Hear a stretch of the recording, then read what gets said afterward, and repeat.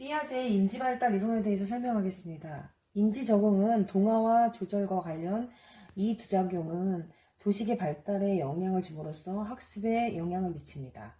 즉, 동화와 조절이 학습에 굉장히 필요하다는 거죠.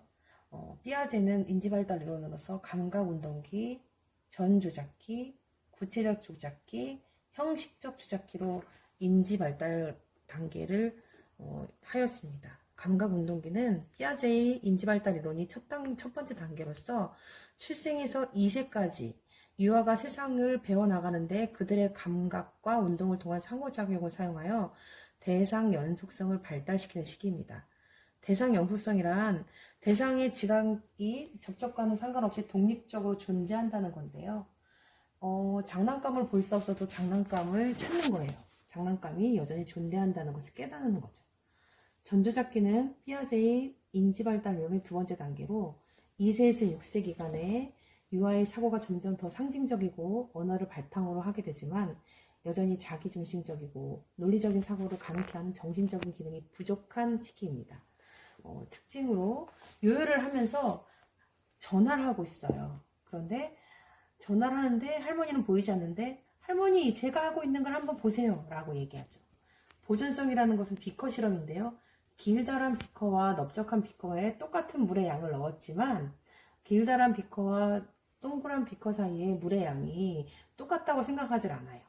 그런 것들을 말하는 겁니다. 그리고 중심화는 한 번에 한 측면에만 초점을 맞춘다고 하는 거예요. 구체적 조작기는 피아제 인지발달이론 세 번째 단계로 6세에서 10세까지의 아동은 보존성과 논리적 사고를 할 수 있게 하는 정신적 반응에 대해 더욱 완전히 이해하지만 구체적 사건에 대해서만 그러한다고 합니다. 그럼 더 발달되게 해서 형식적 조작기가 있는데요. 마지막 단계고 12세 이상 청소년은 가설적 영역 사고를 할 수 있는 능력을 지니게 된다고 합니다. 여기 보시면 피아제 인지발달 단계의 설명이 표로 나와 있습니다. 참고하시기 바랍니다. 그런데 이 피아제 이론의 평가가 있습니다. 좋은 평가는 아닌 것 같아요. 전조작기의 대상 연속성은 더 이른 시기에 나타날 수 있다고 얘기했고요. 명확하게 단계별로 특정 지어지는 것이 옳은가라고 이야기하고 있습니다. 그리고 비고츠키의 발달에 대한 사회문화적 접근이 있는데 이것은 피아제 인지발달 이론을 더 보충하는 건데요. 인지능력은 자신의 문화에서 공유되는 지식을 나타내는 것으로 타인과의 상호작용을 통해 발달한다고 강조했습니다. 상호작용을 통해서 타인과 문화가 중요한 영향을 미치는 거죠. 그러면 성인기의 지능은 어떻게 변화하는가라고 했어요. 여기 보면 지금 위에는 청소년기 12세 이상 이렇게 성인기까지 되어 있잖아요. 그래서 그 성인기의 지능은 어떻게 발달하는가 해서 횡단적 연구법과 종단적 연구법으로 나뉘어져 있습니다. 종단적 연구법은 같은 참가자 집단의 수행이 각기 다른 연령에서 측정되는 연구고요. 횡단적 연구법은 다른 연령대의 참가자 집단을 수행이 서로 비교되는 연구입니다. 표에 이렇게 나와 있으니까 참고하시면 됩니다. 그래서 피아제의 인지발달 이론이 이렇게 설명이 되었고요. 도덕적 발달과 사회적 발달을 연구하게 되었는데 콜버그가 그걸 굉장히 많이 연구를 했어요. 콜버그의 도덕적 추론은 대인관계에서 나타나는 배려와 같은 도덕성보다는 정의나 공평과 같은 특정한 도덕적 측면에 더 초점을 맞추고 있기 때문에 여성이 생각하는 도덕성과는 차이가 있으며 서구의 도덕적 가치에 너무 치우쳐 있다는 비판을 받습니다. 콜버그의 도덕적 이론이요. 도덕적 딜레마를 담은 이야기를 활용하는데 하인즈의 딜레마가 있습니다. 암이 걸린 아내를 위해서 약을 훔친 하인즈에 대해서 어떻게 그것을 생각하느냐에 따라서 이렇게 나눌 수 있는데 전인습적 수준, 인습적 수준, 후인습적 수준으로 나눕니다.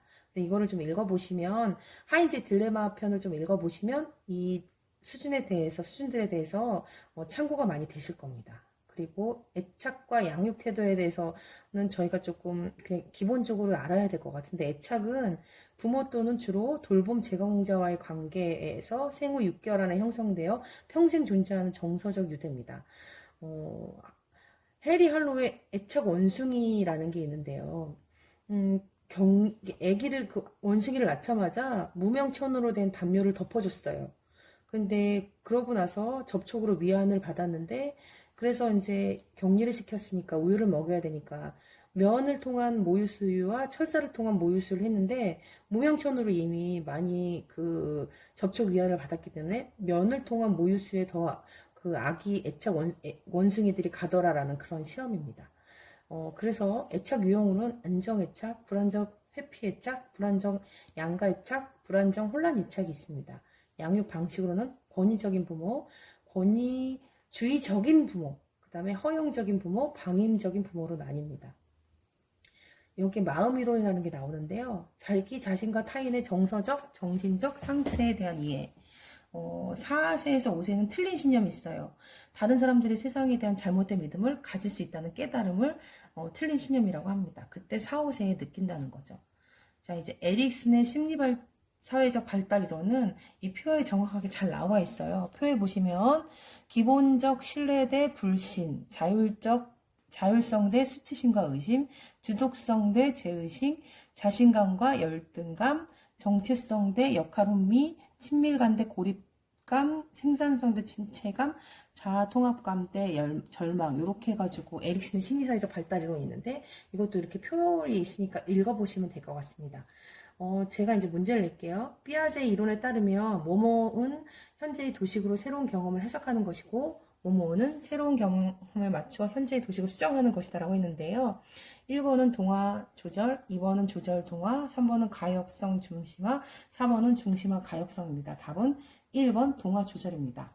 피아제의 이론에 따르면 동화는 현재의 도식으로 새로운 경험을 해석하는 것이고 조절은 새로운 경험을 맞춰 현재의 도식을 수정하는 것이다. 이게 맞습니다. 자, 문제 2번은 콜버그에 따르면 도덕성 이론이죠. 한 사람이 벌을 받는 것을 피하기 위해 규칙과 법을 따르는 것을 모모적 윤리 단계에 있다고 말한다라고 합니다.